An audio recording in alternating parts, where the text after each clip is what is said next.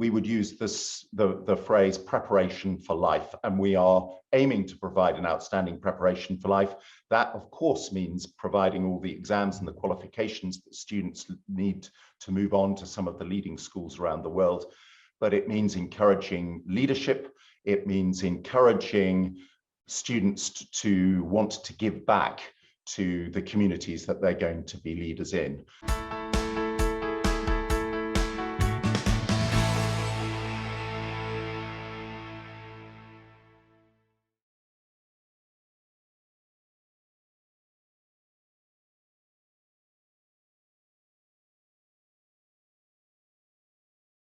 Thank you. Yes, 3 things that I love about my job. That's a difficult one, finding it down to just 3 things. But to summarize that, I would say, first up, the energy of living in the middle of a vibrant and inspiring community has to be the big thing, where you have 1,000 students and supportive parents. That generates a positive feeling of community, which I experience pretty much every day that I come to work, which is great. I'd also say the fact that we live in a very beautiful space. Victoria is a wonderful city, and our campus is particularly beautiful, renowned across Canada for that openness of space that you see on our website. And I believe in that philosophy that gracious spaces inspire gracious thoughts. So we live that every day.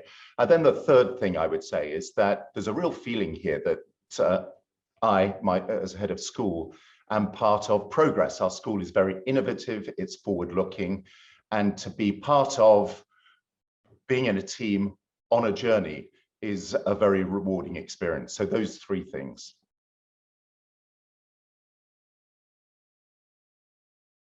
Yeah, that's an easy one for me. I was really excited when I arrived to start a very thorough process of looking, listening, and learning. Looking because we have 3 sections, junior, middle, and senior, and I needed to go and visit them, see what they were like. We also have a big rowing center downtown, and I needed to just get around and learn about the broadness of our campus.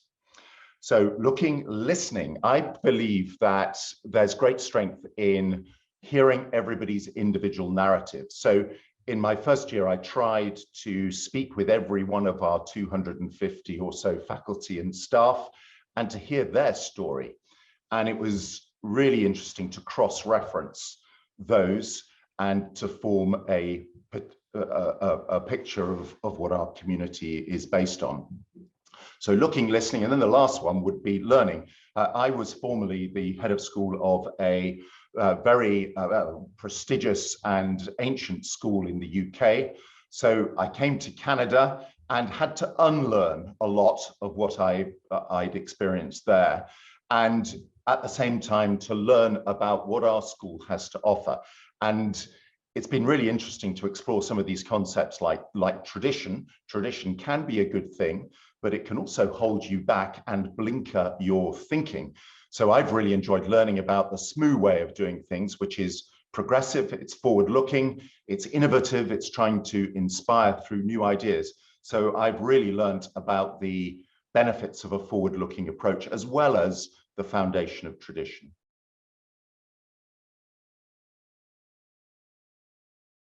What does a typical day look like?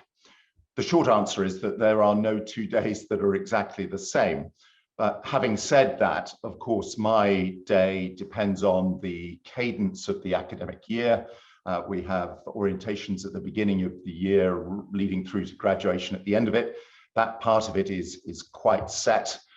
So there is a degree of routine in it. But within that, when you have a community of 1,000 students, they're all different. They've all got different hopes and aspirations and issues and problems from time to time.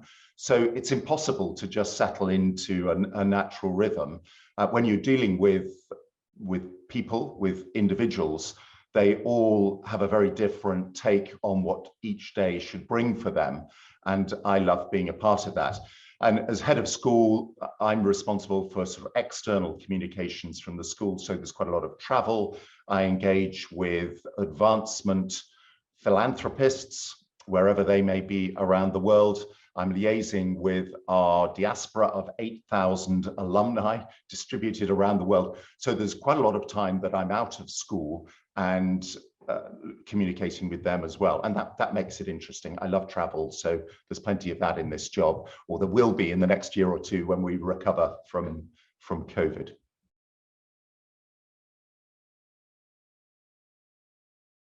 Yes, what does a typical journey look like? Well, we've just recently published a new strategic plan, which has an element of it, Journey for Life. And we would like to think that the smooth student is not starting in kindergarten, just going to the end of the junior school or the middle school or the senior school, whatever, that they really are embarking on a journey for life. And we celebrate the lifers that are with us for the full educational experience. So at our junior school, that is very age specific. So they focus on the joy of learning. They really are trying to inspire the youngest children in a love of school and a love of learning. That's their main challenge, and that's what they seek to do with specialist staff. And then we have a distinct and a bespoke middle school. Not all schools have that, but we find this huge merit in having a middle school where those students, as they are developing their first steps into teenagehood, get support from specialist staff. So we find the middle school is where they find their fit. And then in the senior school, we would use the phrase preparation for life. And we are aiming to provide an outstanding preparation for life. That, of course, means providing all the exams and the qualifications that students need to move on to some of the leading schools around the world. But it means encouraging leadership. It means encouraging students to want to give back to the communities that they're going to be leaders in. So we talk about journey for life and try not to think about just school years, but to see the whole journey into professional work through university and then into adulthood as part of what we're aiming to achieve.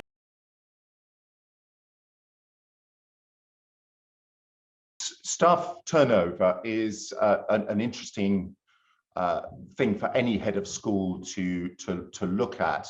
And you can form impressions of a school from staff turnover, but I would say it's quite a complex matrix and shouldn't be taken out of context. So staff turnover, we are one of the largest schools in British Columbia with over 1,000 students. I think we're one of the largest independent schools in Canada. We have a boarding unit of 250 students, and that attracts staff from literally around the world. So we would regard ourselves as a destination school. Many faculty and staff will move to SMU because it represents the fulfillment of their professional ambition. So that's wonderful, being a destination school. But at the same time, as a head of school, I'm really keen to encourage staff and faculty in their own professional journeys. We love to think that we are preparing faculty and staff to move on to other leadership positions in other schools around Canada and indeed the world, so that they can take what they've learned here and apply that elsewhere. So I think there's two elements to staff turnover. One is providing a secure community, and we delight in being a destination school. It's interesting actually that many of our faculty and staff actually grew up as children on our campus. Their parents were teachers in the school, and it's become a family, almost a dynastic thing. They've committed themselves so wholeheartedly to our community. But at the same time, to remain fresh and vigorous, a school must be encouraging faculty and staff to take their own professional journeys and to move on to other things. So balance.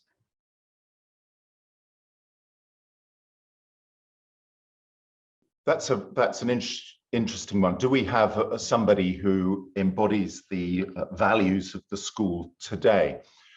To that question, I try and take a broader perspective. We do have many notable alum in positions of leadership around the world, But I always encourage our parents and those that may be interested in our school to judge on outcome.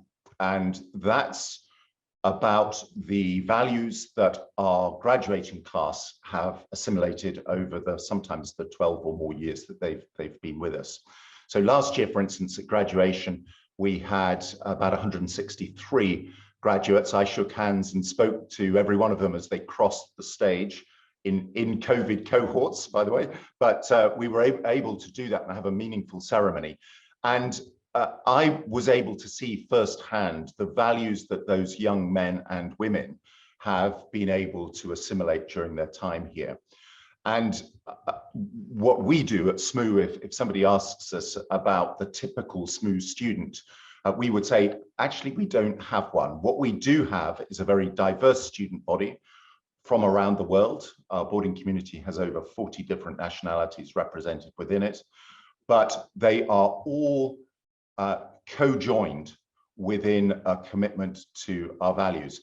So, typically they will be very well qualified. They will have had a holistic experience. They'll have had wonderful opportunities to develop their own leadership skills. They will have cemented friendships that bind them together as a SMU student. But we like to think that we don't constrain individualism, but rather encourage it within that. So I would resist the encouragement to say we have a SMU type or there is one particular famous SMU alum. All our graduates share a common sense of values and foundation, but they're all going off to very many different things.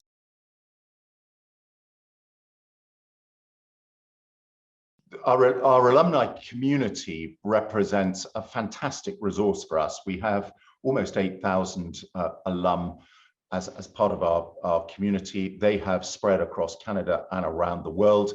Many of them have enjoyed a success in their own professional worlds, and they represent, as I've said, a huge diversity of different professions and jobs and interests that they've gone on to do.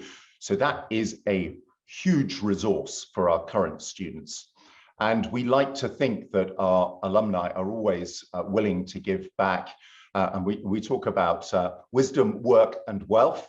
The wisdom is, of course, their experience. Even if that's recent, they've moved on to university, they're able to provide information about that and first-hand reports of what it's like at that particular university. That's really useful. And then in professional life, they can talk about what it's like to be an architect or an aeronautical engineer or a philanthropist working in the not-for-profit sector. All these things are valuable, and we've got alum in every one of them able to give that wisdom and experience back. The work, many of them work quite hard to ensure that they're connected with the current students. We're just about to have an alumni weekend. Almost 750 will be returning. Huge work parties are needed to make that a safe and wonderful experience for everybody. So many of them are prepared to do that, engage with our students. And then there's the wealth aspect. Some of them will be successful, and we encourage them to give back to ensure that we have financial aid available to ensure diversity for new generations of students and to support the school in its forward-looking mission. So I would say it's engaging with our alumni community for their wisdom, their work, and their wealth.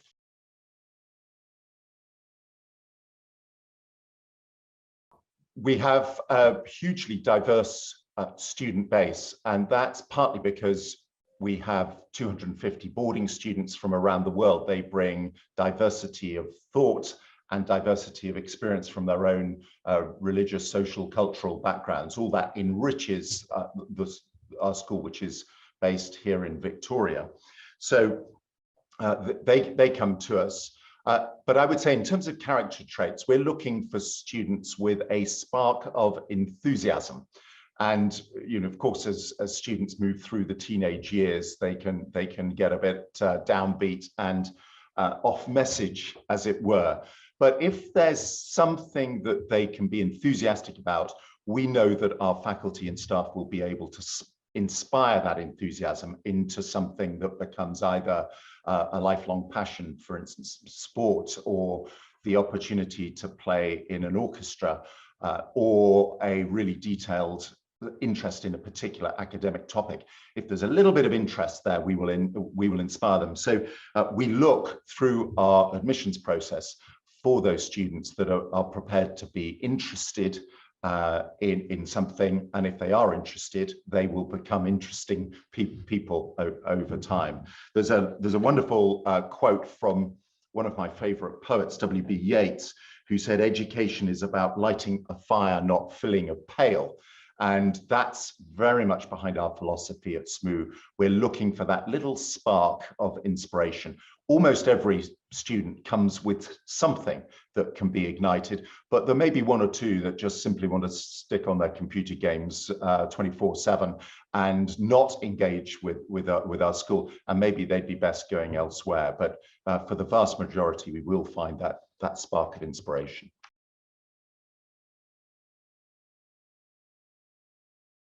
Yes, we are. We're an academic school, so we are keen to encourage students to reach their full potential academically, and we recognize that there needs to be a little appropriate challenge in that.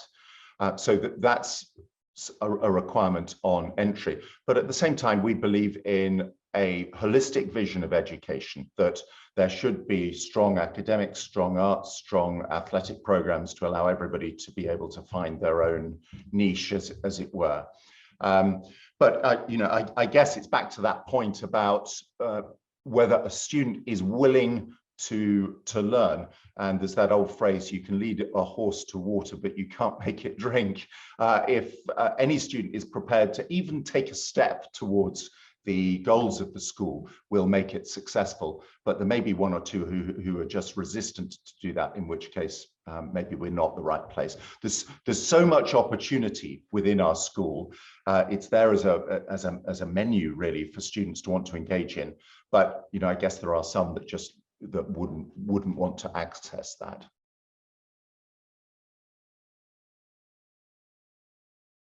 I've only been here for a few years, so I think I can still talk to how I felt when I arrived.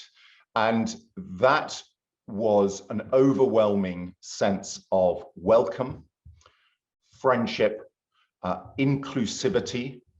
There's this sense of energy and excitement that goes through the different schools, the junior, the middle, and the senior school. But that would be the big summary point there. I think it's welcoming, it's inclusive, and it's keen to engage with everybody as an individual. That includes parents, the staff, faculty, and the students, of course, who are at the center of all this. Over my years in education, we talk very much of the educational tripod, the school, the parents, and the students needing to be united. And I think SMU is an excellent example of that. We really try and bind those three key pillars together.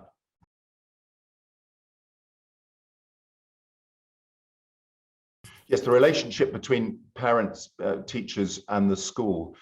We have a really strong and committed parents auxiliary that work very hard as volunteers on behalf of the school. And I think there I would talk to the most recent and obvious example, COVID.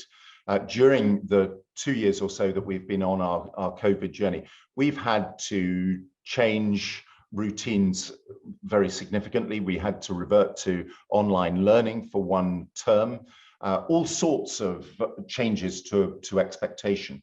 And I think in conversations I have with other heads of school, some have felt that they've been under enormous pressure from parents to do things in a particular way. And I would say that our community has really combined and been strengthened by the pressures and challenges that we've been put under. So when tested, I think the relationship with our parents has proved to be resilient and strong. So we would aim to keep it like that. And of course, that's down to good communication. It's due to regular questionnaires. It's down to listening to the narratives of different parents. So I don't take that for granted, and we're not complacent about it. But when tested, it proved to be strong. And I think now, looking to the future, we have ambitious plans as far as our strategic plan and future investments are concerned. I would hope and expect our parental community is going to be equally supportive through those challenges as they've proved to be in the last couple of years.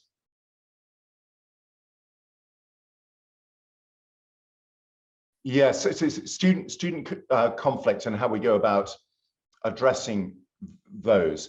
That this question for me was interesting because I think it's maybe slightly too general, and I was thinking, it's almost in the same context as if a car breaks down, what do you do about it? And of course, there's a multitude of different types of vehicle, and they all break down for a huge variety of different reasons. And unless you know that, then you can't come up with an effective fix. But I get the spirit of the question. So I would say that we are a community that's based on individual relationships. So staff and faculty know students incredibly well. That means that they're able to guide and nurture and encourage without using heavy-handed disciplinary tactics to recover things when they go wrong. So I think that's at the center of it. But with 1,000 students, things do go wrong, and we hope and expect that they will push the boundaries in some ways, and occasionally that means that there are issues to solve. We have clear guidelines and expectations. We go to great lengths to ensure that every one of our students understands our values and is committed to those values. But at the same time, when things go wrong, we would want to try and sort those out with a spirit of compassion. And I'm a great believer that when things go wrong, as long as everybody's committed to finding a solution, actually you can come out stronger, having learnt lessons than you were in the first place. So it may sound a bit trite, but we would see them as learning opportunities as well. So yeah, our students are pretty normal. They do get things wrong, but mostly we're able to sort those issues out on an individual basis without resorting to heavy-handed tactics.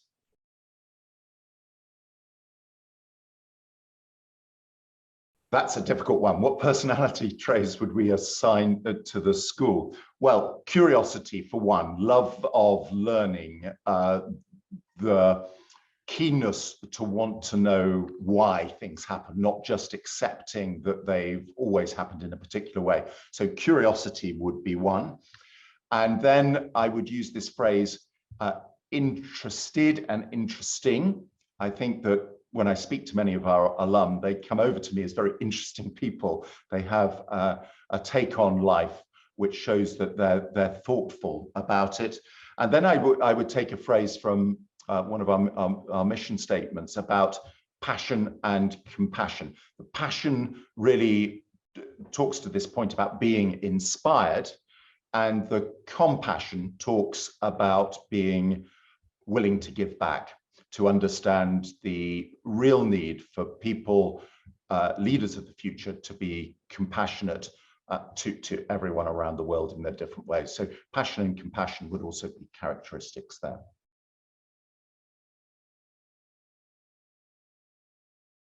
Yes, thank you. The relationship between our school and its surrounding town. First up, I would say we're incredibly privileged to occupy two beautiful campuses within Victoria, which is a beautiful city in itself. So we're very privileged to enjoy the sort of facilities and the space that we have there. We see enormous benefit of being connected to our town community and the surrounding community of neighbours. I know there are many boarding schools in wonderful big campuses in the middle of forests and in fairly remote places. We're right in Victoria, the capital of British Columbia. So our students are able to access all the benefits of that. Entertainment, there are shows, cinemas.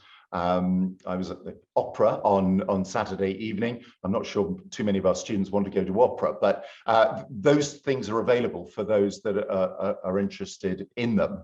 So there's a strong cultural life that goes with that. There's the convenience of malls and being able to get into town for shopping as well, which I know is very attractive to some students. So we love the fact that we're within a safe, secure, beautiful town location. Being at the southern end of Vancouver Island gives us enormous opportunity to get out and explore the wildness of the West Coast in all its full glory for leadership opportunities, adventurous opportunities, and that type of thing. But generally speaking, we always delight in the fact that we're in town. And I think I've just finished by saying Victorians can be very smug when they talk to other people from across Canada, because we don't just believe that we live in the best place. We know we live in the best place across Canada, and that can be pretty irritating to others. But we wouldn't want to move anywhere else.